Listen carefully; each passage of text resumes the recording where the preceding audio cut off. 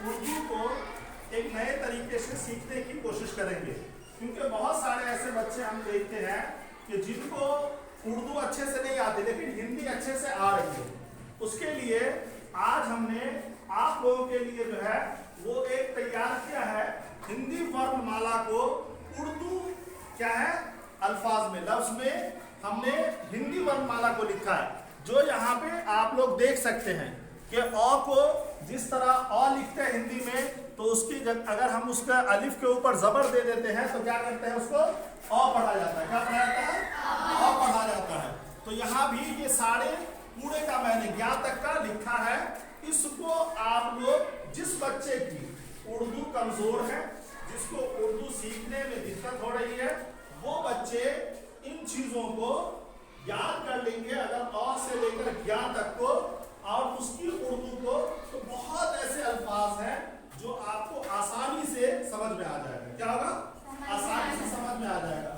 इसको हम बोर्ड पे भी कुछ चीजों को हम आपको दिखाना चाहते हैं, देखिए कि किस तरह हम जो है अल्फाज को समझ सकते हैं। और किसी के अगर जहन में कोई ऐसी बात आ रही है, कोई अल्फाज जो नहीं समझ में आता है, तो वो भी पूछ सकते हैं। जैसे हम एक अल्फाज यहाँ पे लेते हैं आम। क्या लेते हैं? आम। तो अब यहाँ पे कोई बच्चे, चलो तुम खड़े हो, बताओ यहाँ पे कि हम आ का क्या लिखे हैं, वहां आ को क्या लिखे हैं, किस तरह लिखे हैं, यहाँ के बताओ। इसको उर्दू में लिख के दिखाओ। वहां से आ के लिए क्या लिया मैंने, इस पे कौन होगा? अलिफ मद। क्या है? तो एक चीज क्या लिखो, अलिफ मद।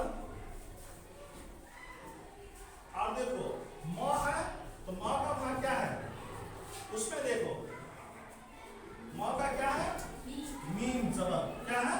यहाँ लिखो म। ये क्या हो गया? अलिफ मद आम।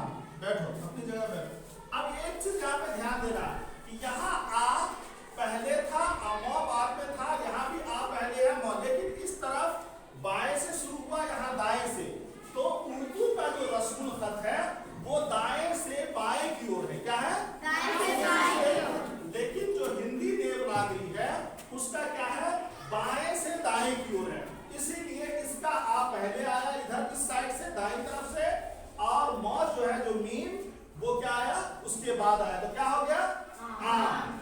अब एक बात और आप लोगों को इस पे जानना है जरूरी है कि जब आप उसको याद कर लेंगे तो कुछ ऐसे अल्फाज आते हैं जो मिलकर बनते हैं। क्या होता है? मिलकर बनते हैं। जैसे अगर हम कहीं पे लिखते हैं कि खा, खा, ख्वाक और खा, तो अगर हिंदी में हम लिखते हैं ख्वाक और खा, तो हम इसको उर्दू में कैसे लिखेंगे?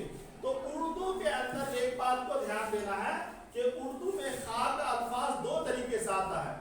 एक काफ में लगा है अलिफ जबर, अलिफ आ, तो क्या हो गया? खा हो गया।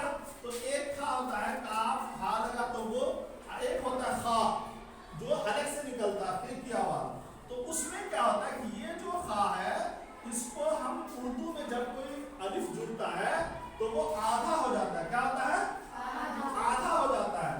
तो जब हम खा को आधा लेंगे और इसमें अलिफ जोड़ देंगे तो क्या हो गया? ये खा हो गया। समझ में आया?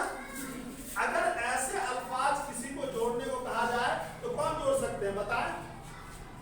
जोड़ सकते हैं कोई?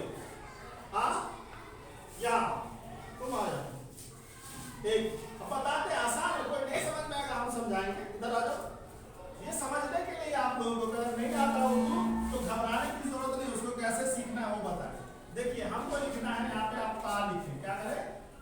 ता लिखे। तो ता के लिए हमने दो के लिए क्या लिया है? ते लिया है। यहाँ लिखिए आप, ते लिखो। हाँ, अच्छा।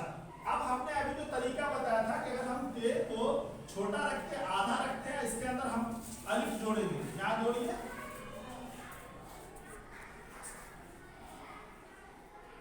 क्या हुआ?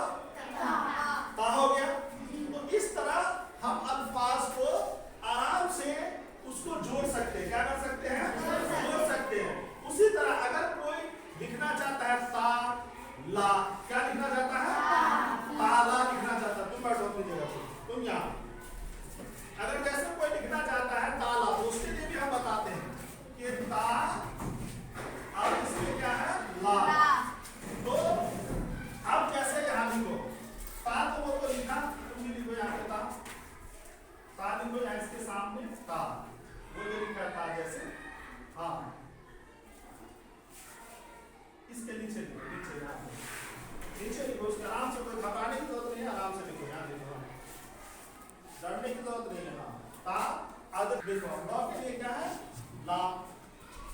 क्या है?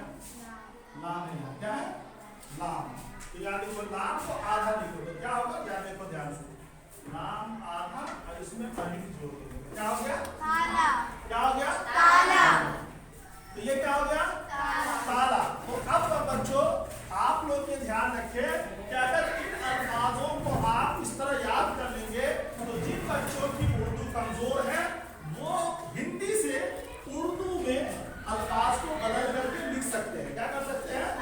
लिख सकते हैं। हाँ, बशर्ते कि आपको अ से ज्ञ तक का उर्दू आना चाहिए और उसके लिए आप अगर 2-4 बार इसको कोशिश करेंगे तो ये चीजें आसानी से आ जाएगी।